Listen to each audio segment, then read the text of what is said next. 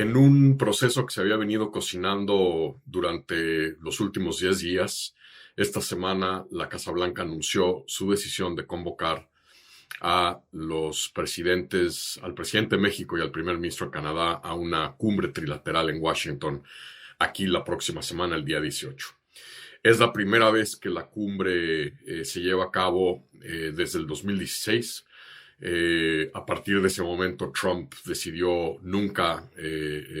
celebrarla y evidentemente pues el primer ministro canadiense nunca tuvo interés en hacerlo con el presidente Trump y dos subsecuentes presidentes mexicanos, Peña Nieto y López Obrador, pues no manifestaron mayor interés en poderla reactivar a pesar de la importante renegociación del TEMEC. En gran medida lo que está haciendo aquí Biden es seguir reconstruyendo el andamiaje institucional de la relación bilateral. Primero vimos la convocatoria, el restablecimiento del diálogo económico de alto nivel entre México y Estados Unidos. Luego vino el restablecimiento del diálogo de alto nivel en materia de seguridad, que se verificó el mes pasado. Y ahora este mecanismo de la cumbre norteamericana convocado para la próxima semana. Es también curioso porque quizá aquí están modificándose algunos de los patrones que siempre habían predominado en el cálculo trilateral norteamericano entre México y Estados Unidos y Canadá. Canadá siempre resistía la trilateralización de la agenda norteamericana, en gran medida porque temía que trilateralizar le restaba a Canadá en su relación bilateral con Estados Unidos. México, al contrario, buscaba trilateralizar porque era una manera de traer a Canadá a la mesa en toda una serie de temas, quitar un poco de presión que a veces Estados Unidos ejercía directamente sobre México. Pero ahora, curiosamente, es quizá Washington, es quizá Biden el que está haciendo el cálculo de que trilateralizar toda una serie de temas fundamentales para Norteamérica le conviene en la medida que con Canadá pueden ayudar a tratar de atar,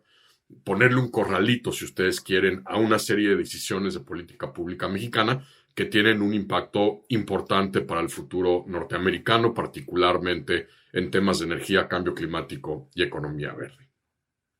Yo advierto quizá 8 temas fundamentales que debieran ser parte de esta conversación. Algunos ya han sido apuntados en este escueto comunicado que sacó la Casa Blanca esta semana anunciando la convocatoria. El primero de ellos, evidentemente, con la reapertura de las fronteras de Estados Unidos con Canadá y con México a raíz de la pandemia, el tráfico no esencial, sobre todo mandar una señal al Congreso, a la opinión pública estadounidense por parte de Estados Unidos, de que efectivamente México, Canadá y Estados Unidos tienen bajo control la situación fronteriza en términos de salud pública y mandar una señal de que esta apertura al tráfico no esencial está siendo adecuadamente manejada, contenida, controlada por los 3 gobiernos norteamericanos. El segundo tema, muy anclado en lo que acaba de pasar la semana anterior aquí en Washington, este paquete de infraestructura histórico que el presidente Biden ha logrado finalmente aprobar, que se aprobase en el Congreso estadounidense. Este paquete de infraestructura de 1.7 billones de dólares, trillones en inglés, tiene importantes recursos para la modernización de la infraestructura fronteriza de Estados Unidos, tanto con Canadá y con México. Entonces, digamos, hablar de cómo van a aprovechar los 3 socios norteamericanos esta importante rama de recursos para capitalizar, generar sinergias de los 2 lados de la frontera canadiense-estadounidense y mexicana-estadounidense en esta modernización tan necesaria de una infraestructura fronteriza que está ciertamente rebasada por este flujo de 1.5 mil millones de dólares al día que cruza, por ejemplo, la frontera entre México y Estados Unidos. Muy vinculado de esto, el tercer tema, un tema del que hemos comentado y del que hemos hablado aquí en este espacio en el pasado, la importancia de, sobre todo a raíz de lo que ocurrió en la pandemia y de los cuellos de botella que hay en este momento en la economía global, fortalecer, profundizar nuestras cadenas de suministro en Norteamérica, estas cadenas de proveeduría y de las plataformas de producción conjuntas que se han convertido quizá en la columna vertebral más importante del éxito económico y comercial en Norteamérica, cómo hacen los tres países en este momento para precisamente blindarlas, mejorarlas, echarle drano a las tuberías donde hay atorones, donde hay obstrucciones, que están generando además un impacto para consumidores, sobre todo aquí en Estados Unidos, y que además a la luz de la competencia estadounidense con China se vuelve aún más importante. Los tres países han hablado de la importancia de tomar ventaja de esta coyuntura, pero se ha hecho muy poco hasta el momento y evidentemente la cumbre será un momento importante para este tema. El cuarto tema es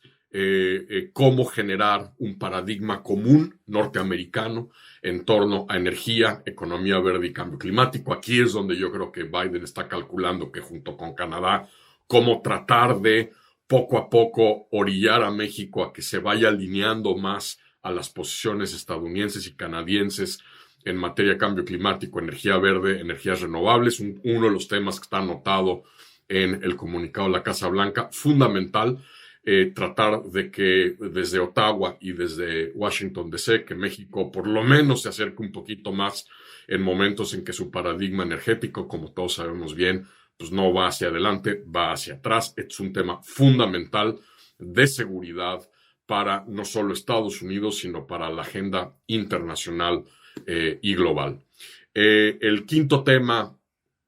es precisamente a raíz de los efectos e impactos del cambio climático, cómo pueden los tres países norteamericanos, Canadá, México y Estados Unidos, por ejemplo, estar mejor posicionados para apoyar particularmente en el Caribe y en Centroamérica cuando el cambio climático genera patrones climatológicos como por ejemplo huracanes más violentos, los deslaves, cuando hay terremotos, cómo los tres países norteamericanos pueden generar una huella de respuesta rápida norteamericana con preposicionamiento de equipo en algún país caribeño o centroamericano, con personal de Sedena en el caso mexicano, de las dependencias correspondientes en Estados Unidos y en Canadá, para que tengamos personal previamente identificado que ha trabajado y ha entrenado juntos para que podamos, cuando haya un desastre, cuando hay un fenómeno natural, la capacidad de reaccionar rápidamente por parte de los tres socios norteamericanos en apoyo a los países centroamericanos y caribeños de la región que lo requieran. El sexto tema que yo pondría, digamos, en mi lista de tintorería para la discusión entre los líderes norteamericanos es la importancia que los tres países y sobre todo México, que es el que en este sentido va muy retrasado también, entiendan la importancia de generar un paradigma común en materia de ciberseguridad. No solo para blindar y proteger infraestructura esencial de nuestras economías que además impacta precisamente estas cadenas de suministro y estas plataformas de producción conjuntas, sino crecientemente con países extracontinentales que están usando desde el cibersecuestro hasta encontrar vulnerabilidades en industrias y sectores estratégicos de los países norteamericanos, que podamos ir mejorando nuestras capacidades y homogeneizando las prácticas mexicanas con nuestros dos socios norteamericanos en materia de ciberseguridad, tanto desde el sector público como desde el sector privado. El séptimo tema es cómo ir desarrollando una huella caso por caso, tema por tema, en donde hay coincidencias, una agenda de política exterior norteamericana, verdaderamente norteamericana, en temas regionales y globales. Esto se antoja, si bien sería muy importante poderlo hacer, se antoja difícil porque pues, las posiciones del todo conocidas de México, por ejemplo, con respecto a los temas de democracia y derechos humanos en Cuba, en Venezuela y Nicaragua, pues permiten muy poco espacio de concertación y coordinación, pero idealmente, crecientemente México, Canadá y Estados Unidos deberían estar alineando posiciones en temas de política exterior global, regional y en foros multilaterales. Y el último gran tema, el tema que va a ser el gorila en la habitación de las conversaciones y que planea además sobre la reunión cumbre es China, en momentos en que Estados Unidos está haciendo el recalibramiento más importante de su política exterior, de su política de seguridad nacional, desde el fin de la Guerra Fría y la caída del del bloque soviético, que se entienda que el éxito, la capacidad de éxito de Estados Unidos para confrontar a China depende de una mayor integración y de una mayor convergencia estratégica con sus dos socios norteamericanos, que Canadá y México son países esenciales si es que Estados Unidos va a tener éxito en este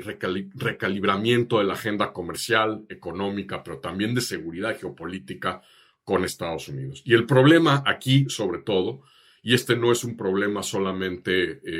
privativo de México, hay una falta de banda ancha, de apetito estratégico, de visión estratégica en las tres capitales norteamericanas en este momento. Washington no tiende a pensar en sus dos socios norteamericanos cuando ve el horizonte del Pacífico y ve cómo se va a venir desarrollando su política estratégica hacia China. Canadá muy ensimismado, y ya no digamos México. Es una oportunidad para que en las tres capitales se pueda avanzar en una visión mucho más ambiciosa de sinergia y de alineamiento estratégico en Norteamérica,